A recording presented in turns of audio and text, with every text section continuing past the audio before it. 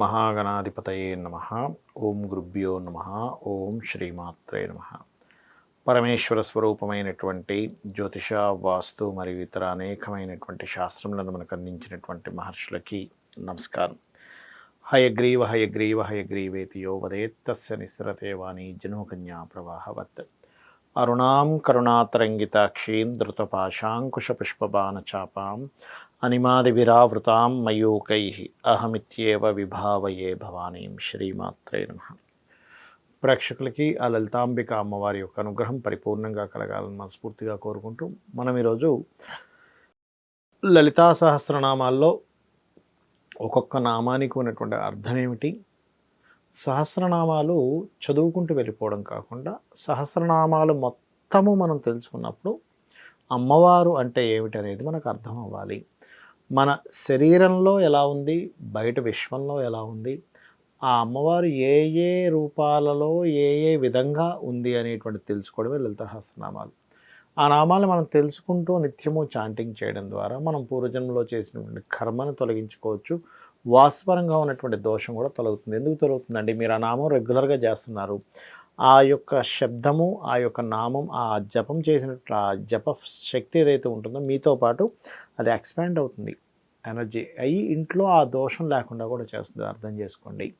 అలాగే ఇక్కడ ఈరోజు మనం చెప్పుకోబోయేటున్నాము మహాపద్మాటవి సంస్థ అనేటువంటి నామం. దీనికి ఏమిటి, మహాపద్మాటవి అంటే అర్థం ఏమిటి అని చెప్పి చూసుకున్నట్లయితే, ఇది సహస్రదళము అనేటువంటిది ఉంటుంది. సహస్రదళం అంటే మనకి మన యొక్క శిరస్సు పైన దాన్ని సహస్రము అంటారు. అంటే సహస్రాల ఏదైతే ఉందో ఈ సహస్రాలానికి మహాపద్మము, పద్మమునకు అంటే మహాపద్మాటవి అని పేరు అనమాట. ఈ సహస్రాలం ఏదైతే ఉందో మనకి చూడండి, షట్చక్రాలు ఉంటాయి కదా, ఈ షట్చక్రాలన్నీ అయిపోయిన తర్వాత పైన ఉండేది సహస్రాలం. ఈ సహస్రారం ఏదైతే ఉందో దీనికి మహాపద్మాటవి అంటే అందులో ఉంటుంది అమ్మవారు అని అర్థం. అంతేగాని అదేదో అడవిలో ఉండడం అని కాదు అక్కడ. అదేవిధంగా కదంబ వనవాసిని అంతే, కమిడి చెట్ల వనము నివసించున్నటువంటిది. అయితే కదంబ వనవాసిని, కదంబం చెట్టు యొక్క దాన్ని కమిడి చెట్టు అంటారు. అయితే ఇక్కడ కడిమి చెట్లులో ఉండేటువంటిది అమ్మవారు.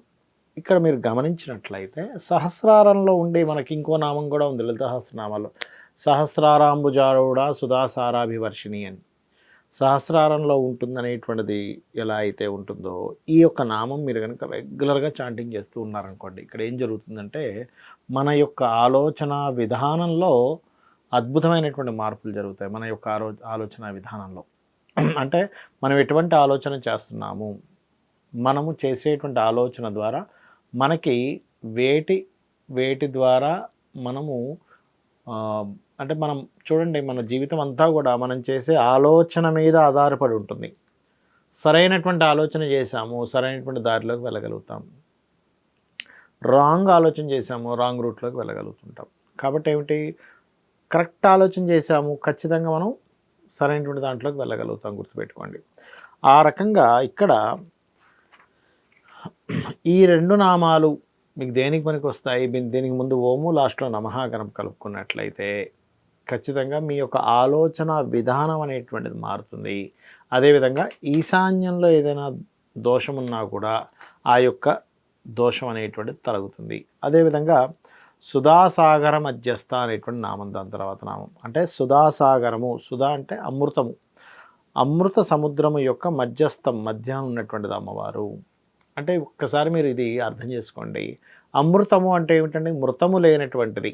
అమృతం తాగినటువంటి దేవతలు శాశ్వతంగా జీవించుంటారు. ఇప్పుడు మనం చూడండి, మనకి ప్రతిదీ భయం వేస్తుంటుంది. అమ్మో ఇప్పుడు ఈ సీట్లో కూర్చున్నాను, ఈ యొక్క ఉద్యోగం చేస్తున్నాను, రేపు పొద్దున్న నన్ను తీసేస్తే పరిస్థితి ఏమిటి, నేను ఈ రాజకీయంగా నేను ఎమ్మెల్యే అయ్యాను, ఎంపీ అని, లేకపోతే సీఎంఓ పిఎం అయ్యాను, నా పరిస్థితి ఏమిటి, ఎప్పుడూ శాశ్వతంగా ఉండాలనుకుంటూ ఉంటాం. కానీ ఏదైనా సరే ఈ భూమి మీద పుట్టిన మనకి ఏదైనా శాశ్వతమా అంటే, ఈ భూమి మీద జీవించే ప్రతి ప్రాణి కూడా శాశ్వతం కాదు. శాశ్వతం అనేటువంటిది లేదు, అశాశ్వతమే అన్నీ కూడా. మరి శాశ్వతం అనేటువంటిది ఏమిటి, అమ్మవారిని సన్నిధి చేరుకుంటే అది శాశ్వతం.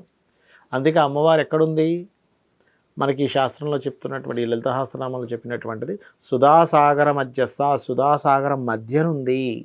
అంటే ఆ సాగరం దగ్గర మనం చేరుకున్నామంటే ఎప్పుడూ శాశ్వతంగా ఉంటాం. అంటే మనం దేన్ని అల్టిమేట్‌గా మనం దేన్ని పట్టుకోవాలి? ఈ ని ఇవి కర్మలు. వీటిని మనం చేస్తుండాలి. అలా అని జీవితంలో భార్యాబిడ్డలని లేకపోతే తల్లిదండ్రులని అన్నిటిని వదిలేసి సన్యాసిగా వెళ్ళిపోవడం కాదండి. సన్యాసత్వం ఈజ్ డిఫరెంట్. అంటే ఏమిటి?